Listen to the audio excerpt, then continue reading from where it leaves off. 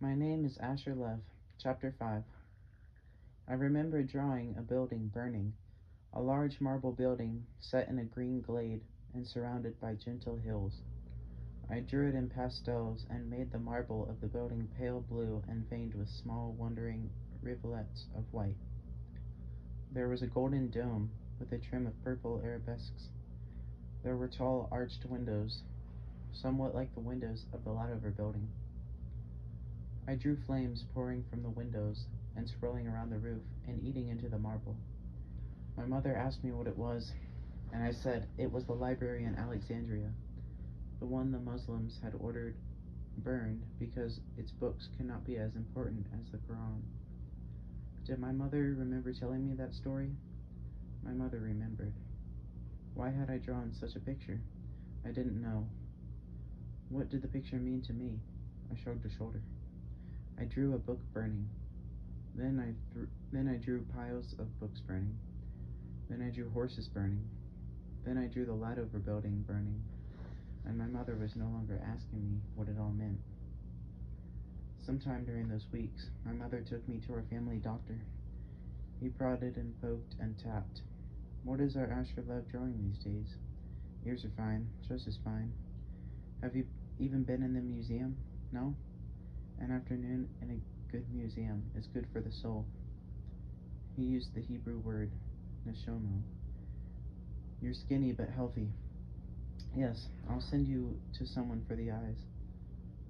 How is your husband? You heard about the doctors? Give my regards to your husband. Tell him this American-born Jewish doctor thinks of him often. Goodbye, Asher. Are you using oils? No? When you use oils, be careful of flake white. It contains lead and can hurt you if it gets into your body. Advice from one artist to another. I paint on Sundays. Goodbye, Asher. Goodbye, Mrs. Love. A few days later, I went to an eye doctor. He took a long time. My eyes were fine. I did not need glasses. No, there was absolutely nothing the matter with my eyes. Then I went to another kind of doctor. He was a young doctor with thick glasses and a fixed smile. There were games I had to play and questions I had to answer and drawings I had to make.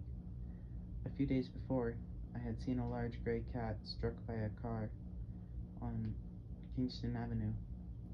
It had run off into the alleyway, dragging the lower half of itself in a queer way and leaving behind drops of glistening blood.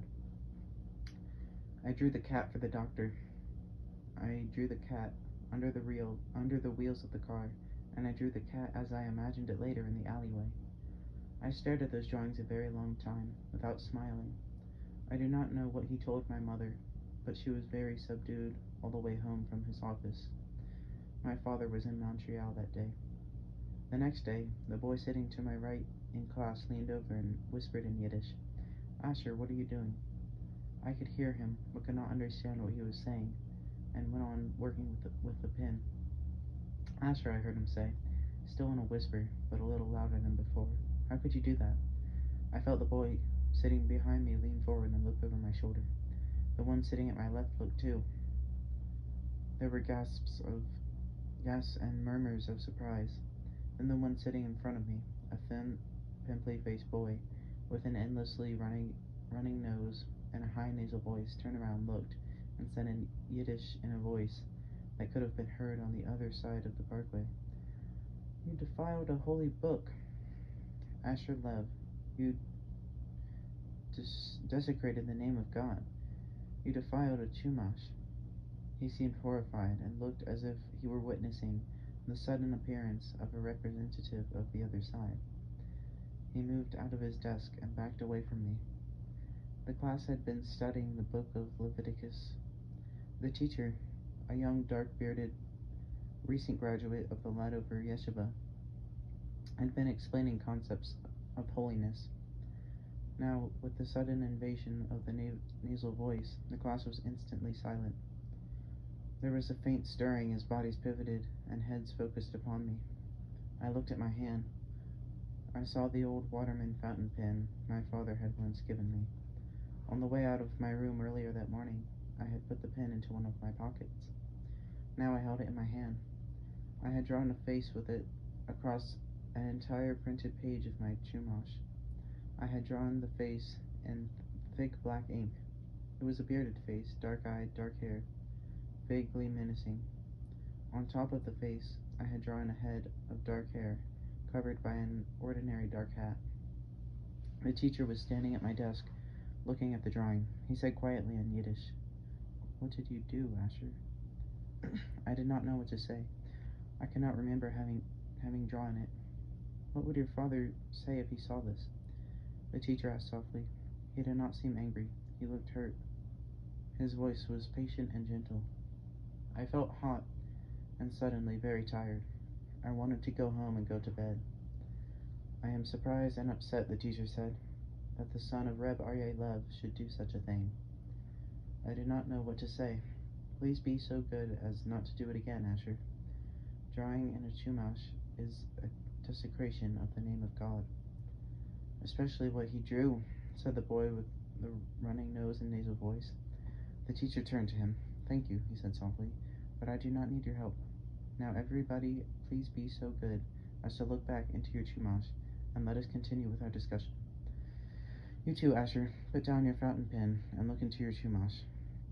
I looked into my chumash. I stared at the face staring back at me from the page. I had slanted the eyes somewhat, and given the lips beneath the beard a sardonic turn. The Reb looked evil. The Reb looked threatening. The Reb, looking out at me from the chumash, seemed about to hurt me. That was the expression he would wear when he decided to hurt me. That was the expression he had worn when he had told my father to go to Vienna. I looked at the framed photograph of the Reb on the front wall near the blackboard. The eyes were gray and clear. The face was kind. Only the ordinary dark hat was the same in both pictures. I was frightened at the picture I had drawn. I was especially frightened that I could not remember having drawn it. I went to Udo Krinsky's store later that day and found him sorting tubes of oil colors, taking them from their boxes and putting them into compartments of the metal cabinet near the door. Sholem Aleichem to the son of Rabbi Lev, Udo Krinsky said cheerfully. Put down your books and take off your coat. You can help me sort the brushes. He looked at me closely. How do you feel, Asher? You do not look very good. How do you use these colors? I asked. These? Oil colors? You want to use the oil colors? How do you use them? Is there a special way they are used? Oil colors is an entire Torah, Asher. I know nothing about oil colors. Why is it called oil color? They mix the original color with a certain oil. With watercolor, they mix the color with water. That is all I know. I put the color on a brush and I paint with it? You paint with it on something like this. He reached behind the counter and came up with a small canvas board. This is the easy thing to paint on. Others paint on canvas they prepare themselves. But this is even beyond Torah already. That is Gemara and Tosafos. I drew on my shumas today, I said. Huh? I drew the face of the Reb on my shumas, and I did not even know I drew it until others saw it. He glanced around the store, scratched his beaked nose, and sighed. I made the Reb look like a being from the other side. Asher! He was horrified. And I did not even know, I said. I did not even know I was drawing it. You should talk to your mother and father, Udo Krinsky said. The doctors said I was all right. There was nothing the matter with me, they said. How could I do something like that if there was nothing the matter with me? How much does oil color cost?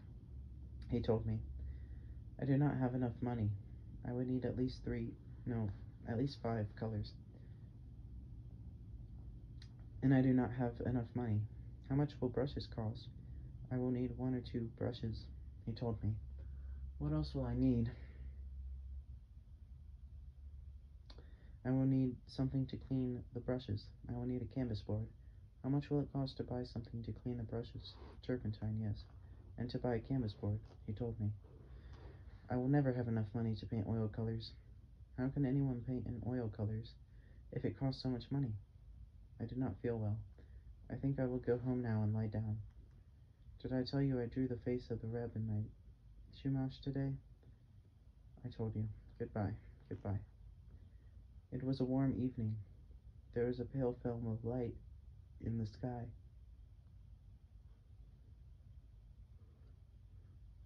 Soon it will be summer, and then Rosh Hashanah and Yom Kippur, and then October, and then Vienna. So I'll go to Vienna. I can draw Vienna too. I'll draw the cafes and strange streets. I'll learn the language. What is so terrible about going to Vienna? I felt myself trembling. I love the street. Yes, I don't want to go into exile. But I'll draw another street. Streets are all the same. Oh, no, they're not. They're not the same. I don't know enough about the street to really draw it yet. How could I draw a strange street in a foreign land full of people who hate him? Why should I even want to draw such a street? I walked behind the trees, beneath the trees, looking at the people of the street. The parkway was busy with traffic. People were coming out of the subway tunnels. There were green buds on the trees. The benches were empty. Cats scratched through garbage cans. Car horns blared. It seemed to be getting dark. I thought it had become dark very quickly. There were stars. I took the elevator up to our apartment. My mother was at the door. Her small face was pale and frightened. Asher, do you know what time it is? I did not know. It's after 7 o'clock. Her voice was very high. There was that strange look in her eyes. Where have you been? Walking. Walking? Until after 7 o'clock? Asher, what am I going to do with you? I was ready to call the police. I'm very tired, Mama. I think I'll go to sleep. Don't you want supper? Are you all right, Asher? Are you sick? I'll never have enough for the oil colors. How does anyone buy all he needs? She stared at me. I didn't know, Mama. Is it wrong if you do something when you don't even know you did it? How could that be wrong? She stared at me, open-mouthed. I could feel her looking at me as I went through the hallway into my room. It's a nice street, I was thinking. Why did they want to take it from me? I put on pajamas and got into bed. My mother came into the room. She was telling me I could not go to sleep without supper. She sounded frightened. I wondered why she was frightened. She hadn't drawn the Reb's face in a Chumash. Why was she frightened? She kept pleading with me to get out of bed and eat supper. I was barely listening. After a while, she looked ready to cry. She turned and started from the room. She was almost to the doorway when the phone rang. I heard her hurrying through the hall to the phone. She was talking into the phone.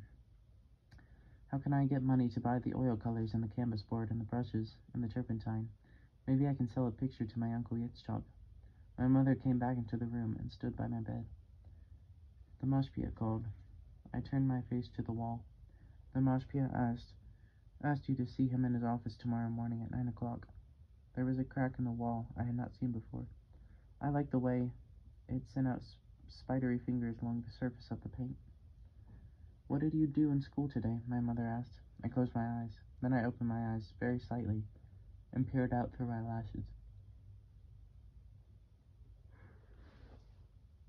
There were spidery fingers there too, moving in and out across my eyes. I like seeing them that way, moving back and forth and in and out, like a concealing fog across my eyes. I was slanting my eyes. Do the Reb's eyes see spidery fingers in my picture? I welcomed the fog and fell asleep. Almost immediately, as if he had been waiting for the moment of sleep, the way ancient guardian armies waited for the blast of warning trumpets, my mythic ancestor thundered through the enshrouding fog, his dark bearded face trembling with rage. There was the roar of moving earth and the rolling sound of his anger. I could not hear what he was saying, but I felt his words pushing against me.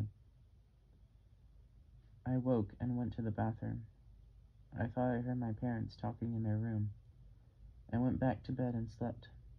I woke again in the night, feeling very hungry. How can I get money for the oil colors? I must try the oil colors. I fell back asleep and woke in the morning to the sound of rain on the window. My father was preparing the orange juice. My mother was at the stove. They looked at me when I came into the kitchen and stopped what they were doing. Good morning, Asher, my mother said very quietly. Mashpia called me in my office yesterday, my father said without preliminaries. Did you know what you were doing? No, Papa. And you did it and didn't know what you were doing? Yes. How can I believe you? Aye, my mother said softly. I turned to her. I didn't know how to react, Rivke. A responsible 10-year-old boy doesn't do such things. He turned back to me. You will be respectful to the Mashpia, you hear? Yes, Papa. You will listen carefully to what he has to say to you. And you will apologize. Yes, Papa. I have a million things on my mind now, and I have to worry about my son drawing a face of the Reb in a shumash. How could he have done such a thing? Aryeh, my mother said, to desecrate a shumash and to make fun of the Reb. I was not making fun of the Reb, I said. What were you doing? I don't know, but I was not making fun of the Reb. I don't draw pictures to make fun. I wish you would stop drawing. We were done with that foolishness. Aryeh, my mother said. Aryeh, my father said. What are you aryehing me for, Rivke? How does it look when my son goes around drawing all day instead of learning? How does it look? Stop calling it foolishness, I said. They turned slowly to look at me. Please don't call it foolishness anymore, Papa, I said. They stared at me and were very quiet. My father's face was going rigid. I saw him swallow. My mother was pale. Foolishness is something that's stupid, I said. Foolishness is something a person shouldn't do. Foolishness is something that brings harm to the world. Foolishness is a waste of time. Please don't ever call it foolishness anymore, Papa. There was a long silence. I heard the rain on the window of the kitchen. The refrigerator seemed to suddenly turn itself off, deepening the silence. I felt frightened. I had never talked to my father that way before. Asher, my mother said, you are being disrespectful to your father. Kibbutov, Asher. Remember, Kibbutov. I'm sorry, I said, and lowered my eyes. My father stroked his beard and took a deep breath. Sit down, Asher, and drink your orange juice, he said in a voice tremulous with anger. There are probably no vitamins left in it by now. Mashpia's office was at the end of the first floor corridor of the school building, 2 doors beyond my classroom. I knocked on the door and heard him say in Yiddish, "Come in." I went inside and closed the door quietly behind me. It was a narrow office, entirely bare except for a small bookcase filled with books and a small dark wood desk that had on it a notebook and a pencil. Rav Yosef Cutler, the Mashpia, sat behind the desk in an ordinary wood chair. He wore a long dark jacket, dark trousers, a white shirt with a crumpled collar, a tall dark skull cap, and a dark tie. His hands were white. He smiled at me across the closet-like room. Come in, Asherul. Take off your coat, yes. Put it there. Good. Sit down. Put your books on the desk. Tell me, how is your mother? About your father I have no need to ask. I see your father all the time. But how is your mother, yes? And how are you, Asherul? You look pale. Your eyes are as red as your hair. Are you feeling well? He spoke in Yiddish, and I responded in Yiddish. With the Mashpia, one talked only in Yiddish. I told him I was feeling well. I was a little tired, I said. My mother had taken me to see 3 different doctors, I said. I was fine, I said. I was fine. A narrow window took up most of the wall behind the Mashpia. I looked out the window at the maples on the street. It was raining outside on the maples. I saw the branches dripping in the rain. How would I paint that? The rain dripping from the branches, the rain streaking the window, the gray rain filling the world with dismal mist. People walked beneath umbrellas. The asphalt glistened.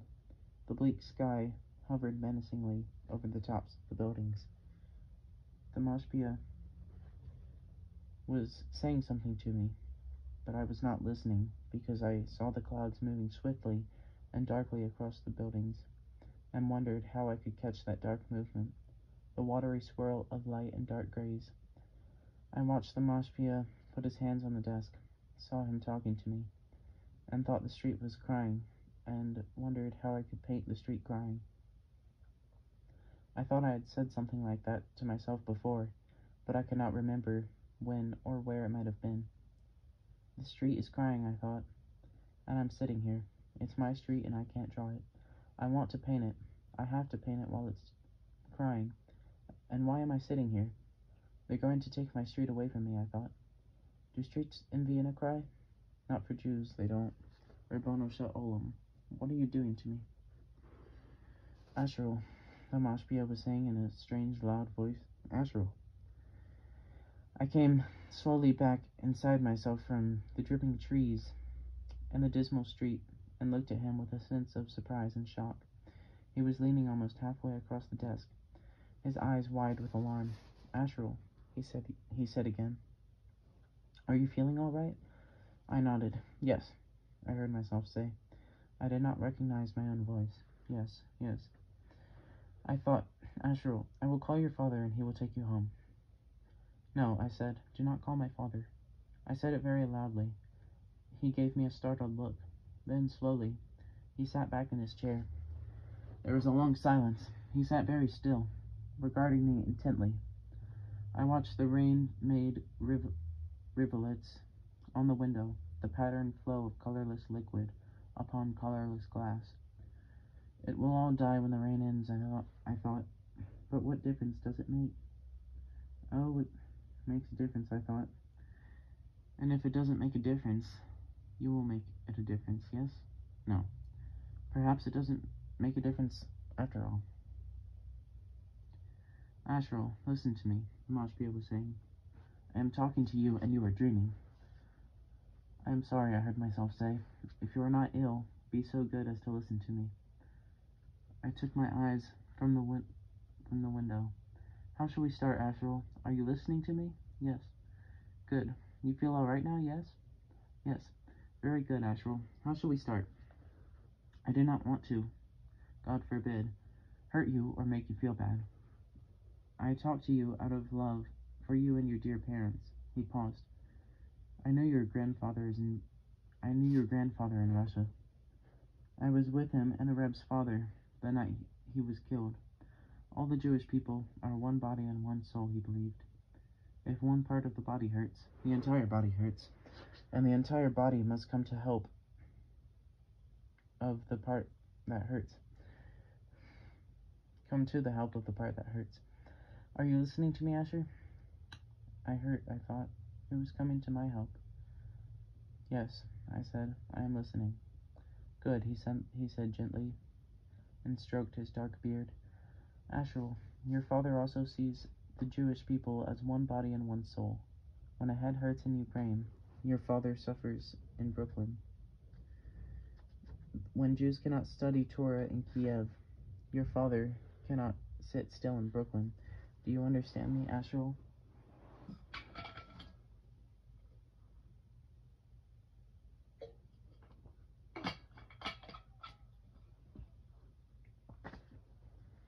I nodded. I was looking at the window again. It seemed dark outside. Why was it dark outside in the morning? The rain had stopped. The rivulets were gone from the window, but raindrops were still on the panes, looking frozen against the strange darkness outside. Now, how do you think your father feels, Asherel, when his son does not want to study Torah, spends days and nights drawing, and even draws the face of the Reb in a chumash? How should a father feel in such a matter, Asherel? I did not know what to say, and so I said nothing. I had the impression I was not expected to respond. But how should I feel, I thought. Will he ask me how I feel? And why is it so dark outside?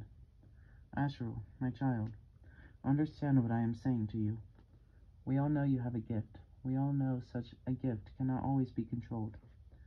When my father, may he rest in peace, was young, he had a gift for carving. When I was young, I had a gift for writing stories. When the Reb was young, he had a gift for mathematics. Many people feel they are in possession of a great gift when they are young, but one does not always give in to a gift. One does with a life what is precious, not only to one's own self, but to one's own people. That is the way our people live, Asherle. Do you understand me? I understood. It looked like night outside, black night in the morning. Asherle, you have a gift. The gift causes you to think only of yourself and your own feelings. No one would care if these were normal times, Asherle. We do not interpret the second commandment the way others do, but these are not normal times. When have times ever been normal for Jews, I thought. What is he telling me? To stifle the gift? Does he also believe the gift is from the other side?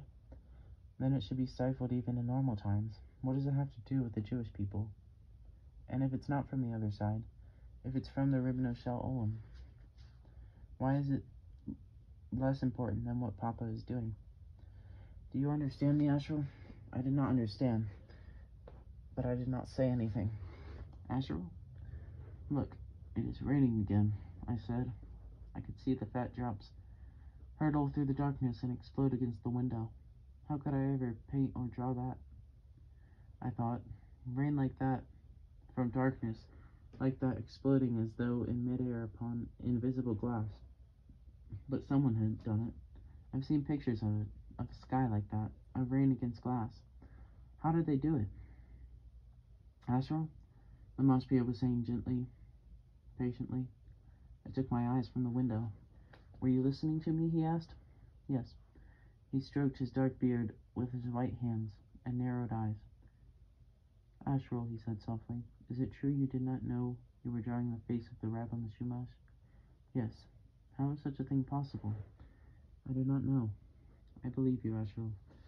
He sat back in his chair and folded his arms and put a hand across his mouth. I saw him watching me intently, his eyes wide and gentle. He has a little of Yudel Krinsky's eyes, I thought. I can make them a little wider and remove some of the lines, and they would be like the eyes of Yudel Krinsky. The shapes are the same. Look at the rain on the window. The Mashpia was saying something, but I did not want to listen to him anymore. It's raining in sharp diagonals to the verticals and horizontals of the window. Look at those sloshing diagonals. The Mashpia was saying something about Vienna, but I would not listen. The darkness was gone from the street, and I could see the trees beneath the lashing rain. The rain moved in waterfalls across the asphalt. The curbs were flooded with rushing streams of dark water. Oh, if I could paint this, I thought.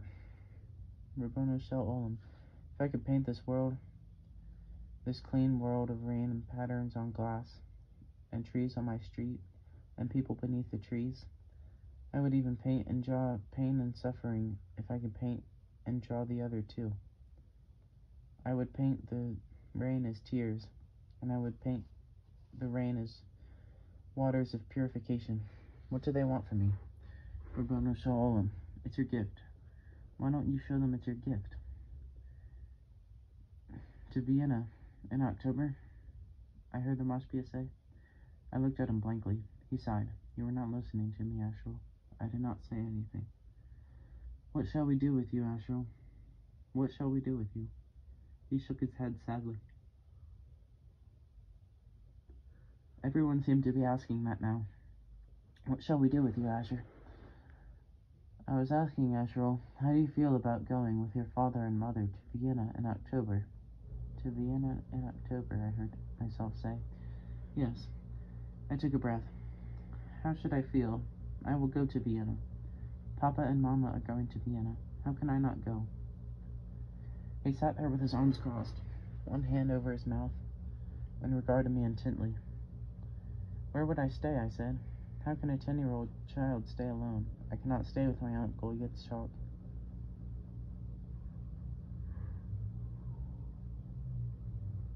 My father would not allow me to stay. Of course I will go to Vienna with my father and mother in October. What month is this? I thought. April, May, June, July, August, September, October. 6 months. I can draw and paint some of the street in 6 months. But how will I buy the oil colors? Maybe I can find something in place of oil colors. How can I know what can be in place of oil colors when I don't know anything at all about oil colors? Of course I will go to Vienna, I heard myself say again. Of course I will go to Vienna. My father is going to Vienna to build yeshivos for the Reb. How can I not go to Vienna? Then I was crying. I could not help myself. I was crying. How? I said. How? Rabboni Shalom. How? I sat there crying. I do not want to go, but I will go, I said. Rabboni Shalom. I am afraid to go away. Now from my street.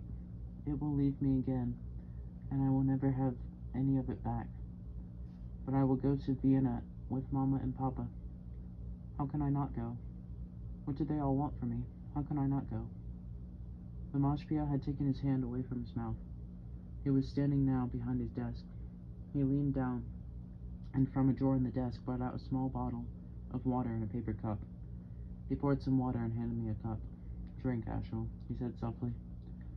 I remembered to make the blessing over water, to which he responded with Amen. I drank the water and put the cup on the desk. I looked at my hand and found it was trembling. Then I felt all of me trembling. It seemed to me I had spent long hours of my life until then shaking and trembling. I was tired. I wanted to go home and go to bed. The mashpia said very quietly, Listen, Ashul, do me a favor. Once, when I was in your classroom, I saw you drawing in your notebook, but I did not see the drawing. Make a drawing for me. Here is a clean notebook and a pencil. Make a few drawings for me. I looked at him and did not know what to say. Ashul, he said softly, I will leave you alone for a while, yes? Can you make a few drawings for me? I nodded, feeling a pounding inside of my head. You can take your time, Ashul. If I am not back when you finish, leave the notebook and pencil on the desk and go back to your classroom. I will ask only that you turn out the light and close the door. He came around from behind the desk and stood by the door. You may finish the water in the bottle, if you wish. Give my good wishes to your mother. He went out so quietly, I did not hear the door close. I sat there, feeling the pounding inside my head, and a sudden heaviness against my chest. I took a deep breath. I was able to breathe without difficulty, but the heaviness remained. I did not know what to do. I did not want to draw. I was tired, and I wanted to go home and go to bed. I stared at the notebook and pencil on the desk. I should not have said that about going to Vienna. I should not have cried. The mashpia would tell my mother and my father. They would be upset, and they would be upset and angry, and my father had enough to worry about now. I stared at the window. It was still raining. The trees looked forlorn in the rain. I saw the rain dripping off the buildings and splashing into the dark pools on the street. I moved my chair closer to the desk and opened the notebook. Its page was blank and unlined. I looked closer at the heavy cover. It was a sketch pad. The pencil was a soft-leaded Eberhard, a drawing pencil. I stared at the door to the office. It was closed.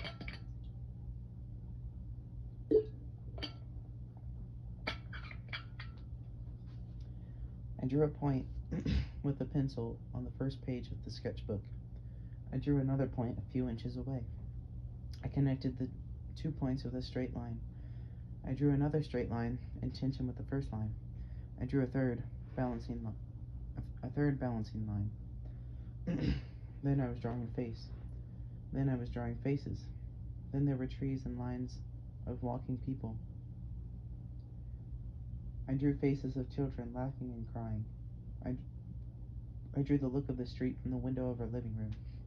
I drew Yudel Krinsky surrounded by matzos in the grocery store.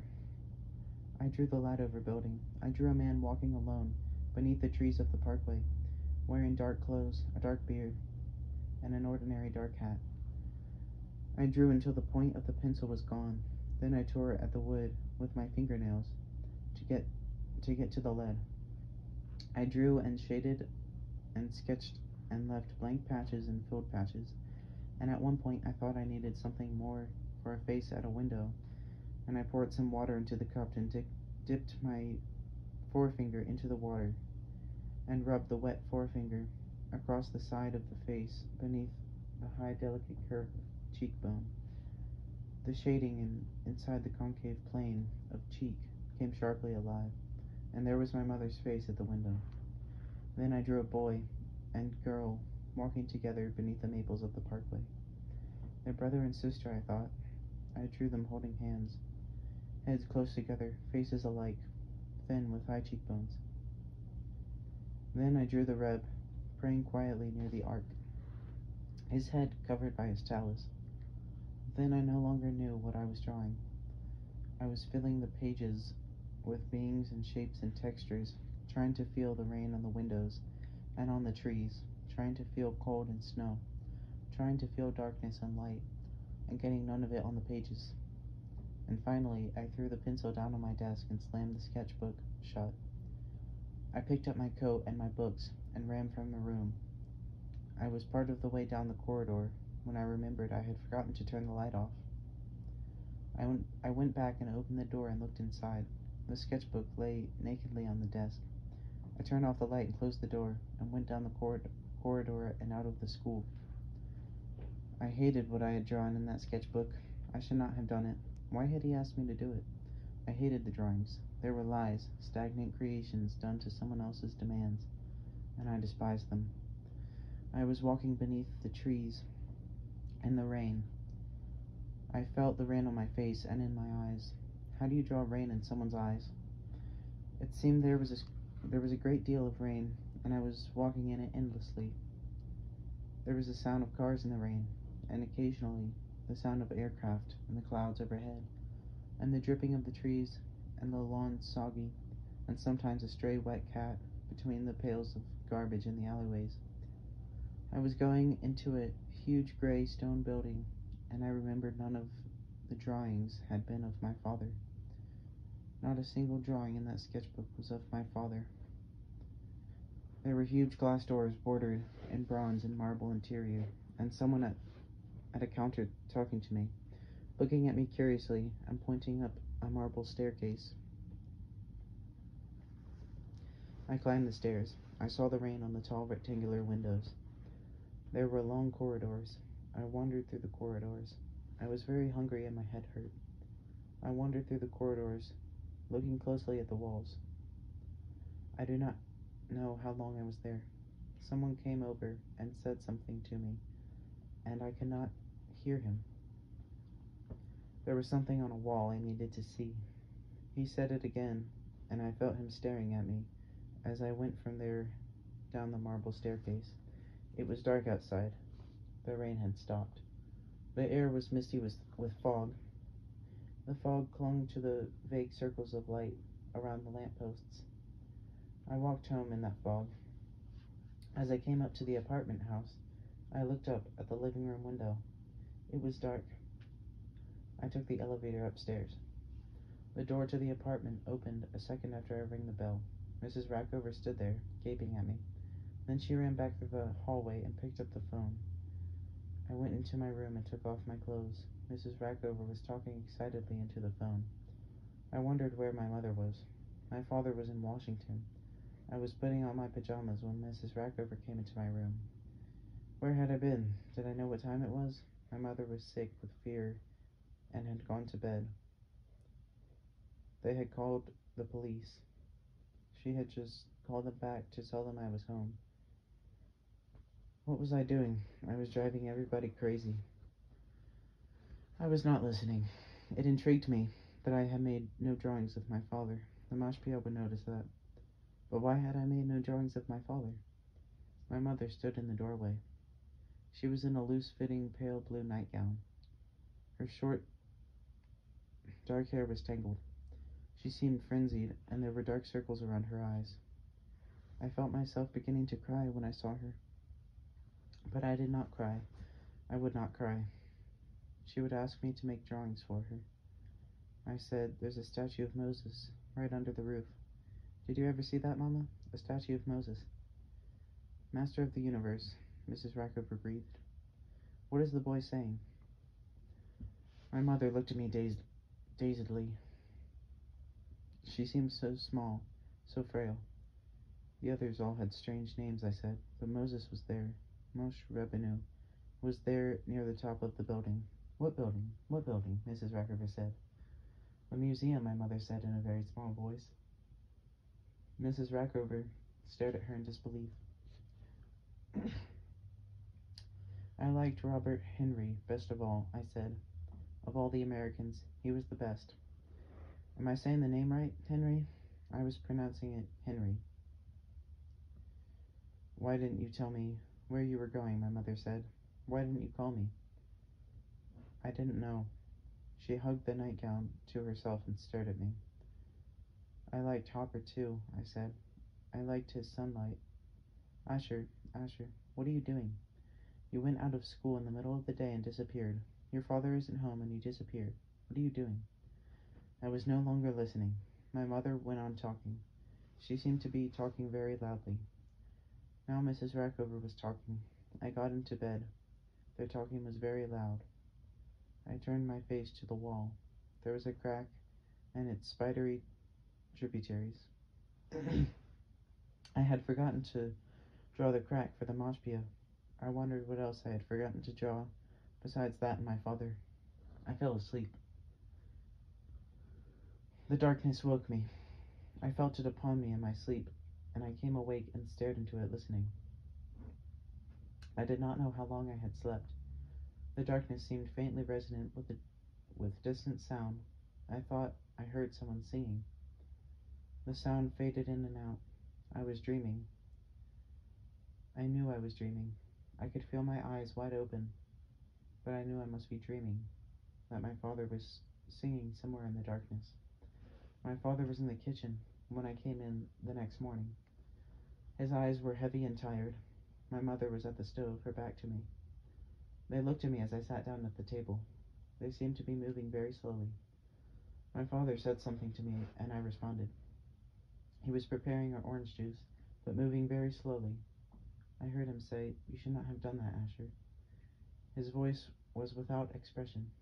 I said, "I'm sorry, Papa. You frightened your mother. I won't do it again, Papa. You will come home immediately after school." "Yes, Papa. You will not go to Rebbe Quincy's store." "Yes, Papa. You will not go to the museum again without permission." "Yes, Papa." My mother turned and watched me. She was very pale, and the sockets of her eyes were dark. "Did you understand what the mashpia said to you?" "Yes, Papa." You are sure you understand?" "Yes, Papa." "If you were a genius in mathematics, I would understand. If you were a genius in writing, I would also understand. If you were a genius in Gomorrah, I would certainly understand. But a genius in drawing is foolishness, and I will not let it interfere with our lives. Do you understand me, Asher?" "Yes, Papa. Yes, Papa. Yes, Papa." "It's foolishness, Papa." "Yes, Papa." "Are you going away again today, Papa?" "Yes." There was sunlight on the trees, and the parkway looked clean. The cars parked along the inside lanes shone in the sun. I came into the school.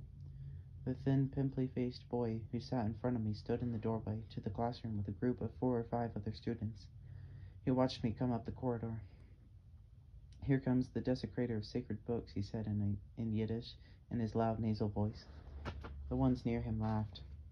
The corridor was crowded with students, and I saw some of them turn and look at him curiously.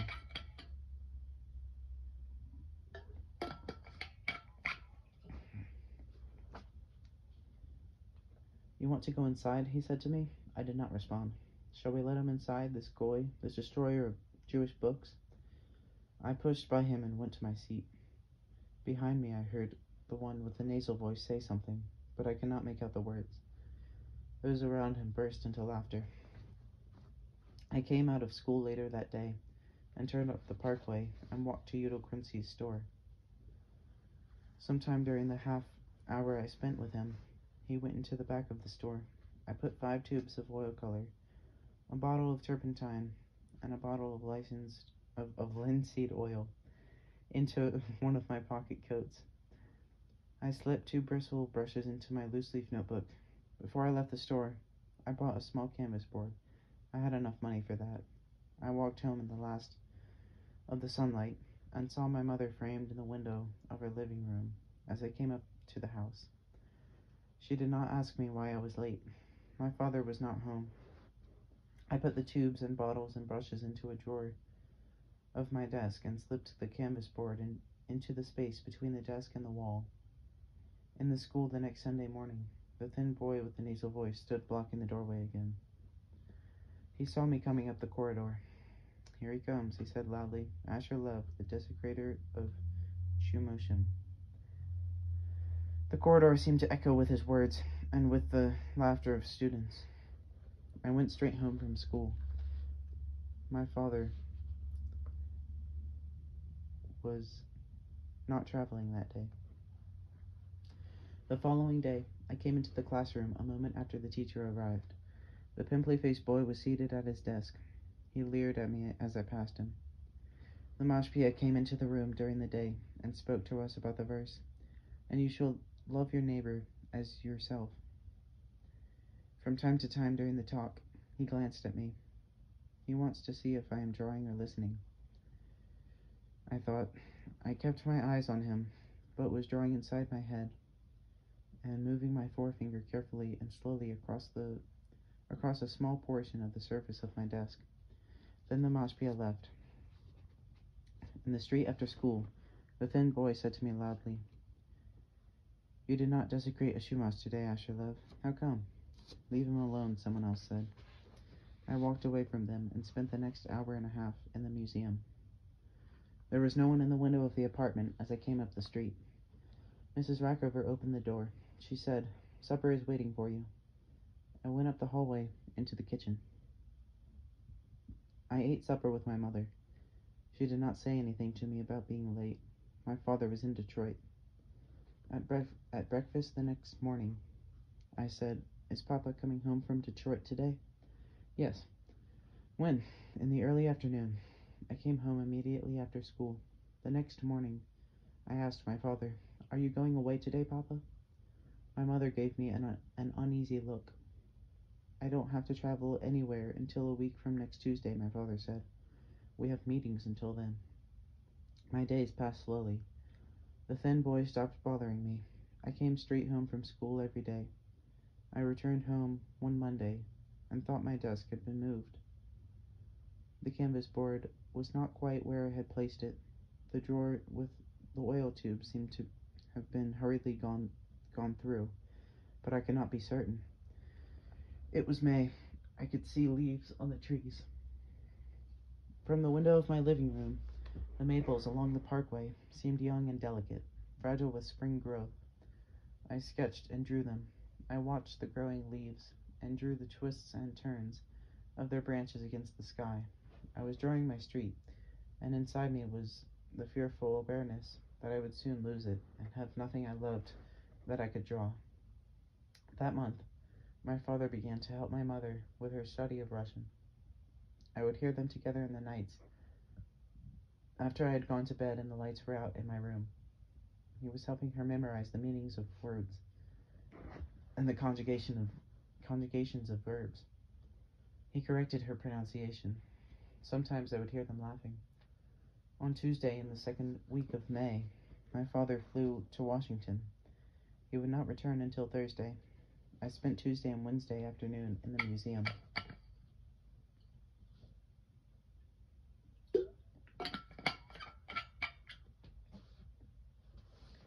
That Thursday afternoon, a Washington, New York airliner came down in the East River on its approach to LaGuardia Airport. The 57 people aboard were killed. We heard the news over the kitchen radio during supper. My mother froze in her chair until the flight number was announced. Then she took a series of small gulping breaths and sat very still, her eyes flat and dead. "Mama," I called out. She shuddered and looked at me. After a moment, she said very quietly, "I wonder if artists also travel a lot, Asher." Dimly, then, I began to sense what my father's journeys demanded of her. "Have a safe journey, Arye." She would always say that to him, at the start of one of his trips. I had always thought that to be a simple formula for departure. Now I began to hear the muted tonalities within the words. We were together for a while after supper in our living room. I sat on the sofa, watching her gaze out the window at the street. I had begun in recent weeks to be conscious of lines and planes, not only of her face, but her body as well. It seemed astonishing to me that so small a frame could have borne me, and not at all surprising that it appeared incapable of bearing once again. She seemed sad and bowed, as if an enormous heaviness had been thrust upon her. Outside, there was still sunlight on the tops of the buildings and the trees. A faint glow fell upon the upper part of our window. Reflecting downward, the glow was caught by the contour of her delicately boned features, giving them a pale golden luminosity. She seemed very beautiful to me then, in all her sadness and frailty and tenacious strength. I looked at her, holding the picture of her in my mind. I closed my eyes and, starting with the top of her forehead, began to draw her from memory inside my head. Then I grew uncertain over a line, opened my eyes and memorized the line, and closed my eyes and continued drawing. I had the lines of her face and body fixed in my mind before the twilight turned to night. I said to her before I fell asleep that night, Why do you let Papa travel so much?" "Let him?" She did not understand. "Why don't you ask Papa to stop? It's your father's life, Asher. How can I ask him to stop?"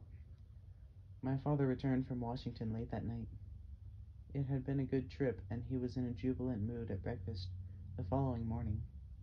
He and my mother talked about the Russian desk in the State Department, but I did not understand what they said. After breakfast, the three of us walked together along the parkway. It was a warm blue day. My father continued to talk about his Washington trip. I could not remember when I had last seen him so happy.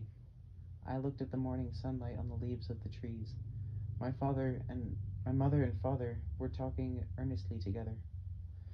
Then they were laughing. I watched them talking and laughing.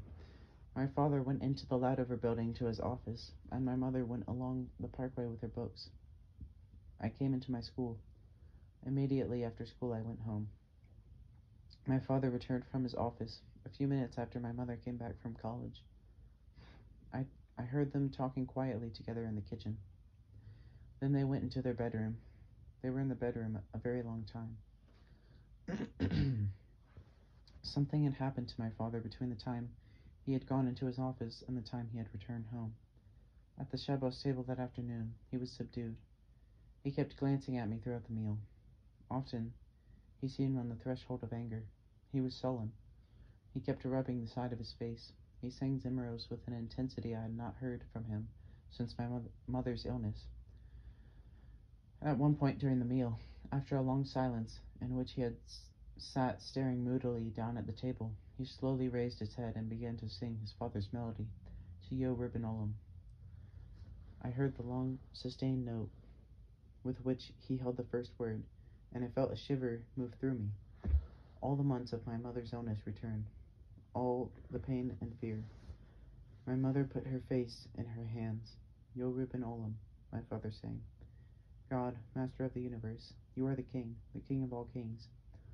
I found myself clutching my fork as if I were readying a weapon in my defense. I asked my mother before I fell asleep, "What happened today, Mama?" She told me to say the Kriya Shema and went for my room. My father walked alone to the synagogue the next morning. When I came in, I saw him at his table, his tallis over his head.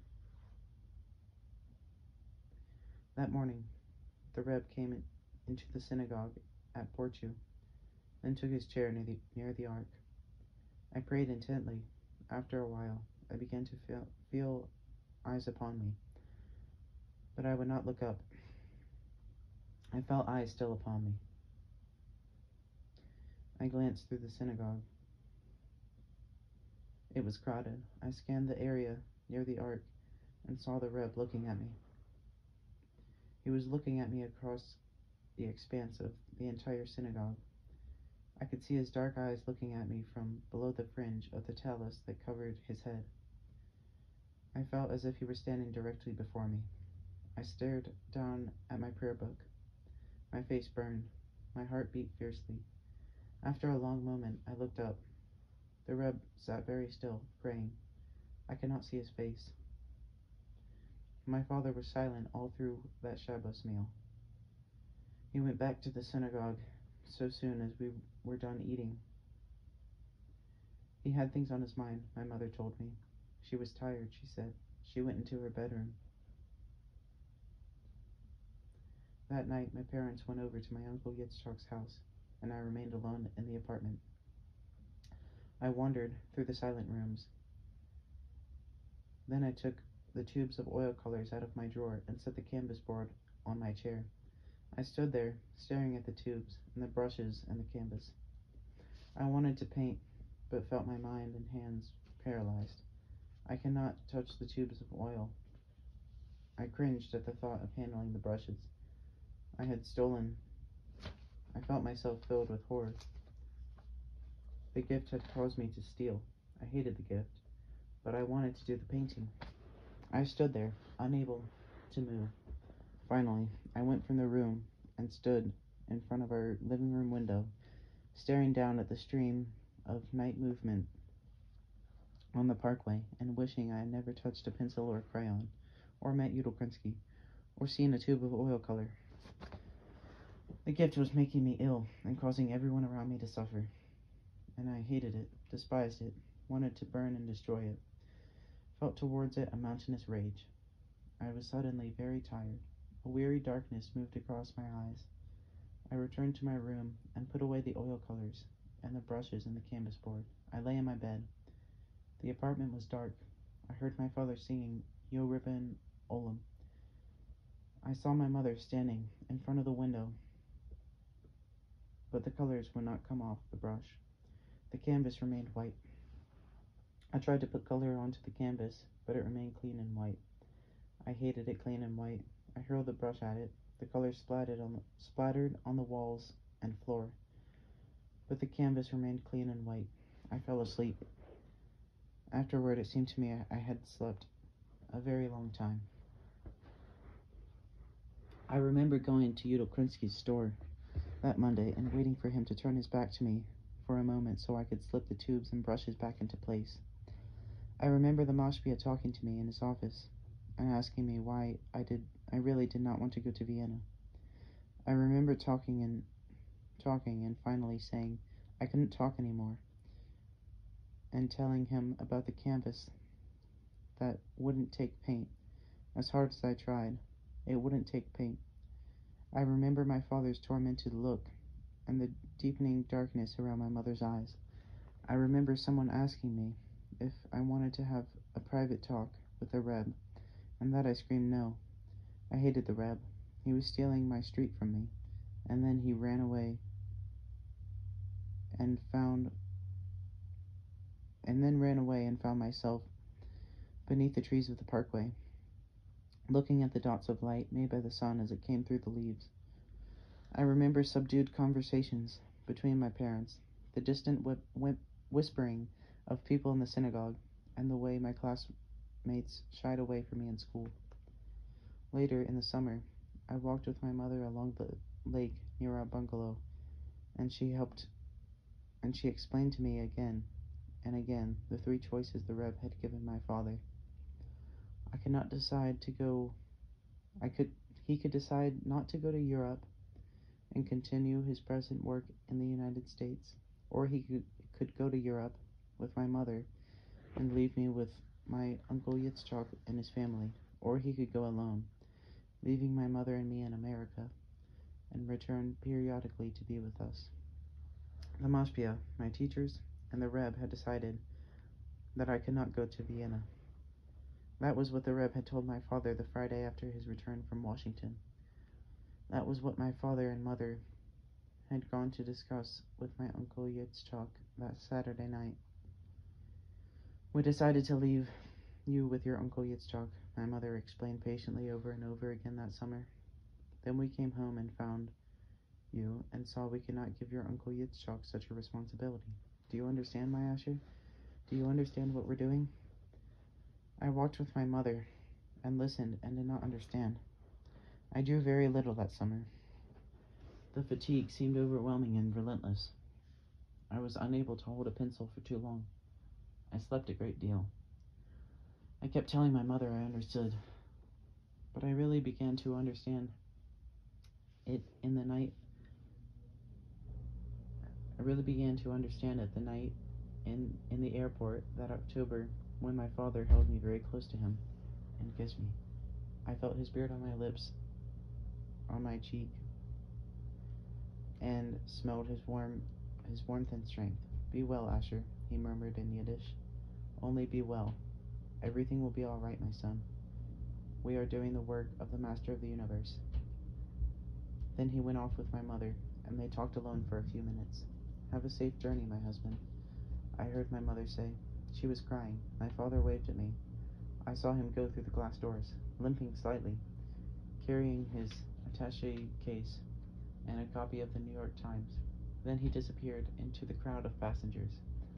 Have a safe journey, my husband, my mother kept saying as we stood near the doors. Have a safe journey, my husband.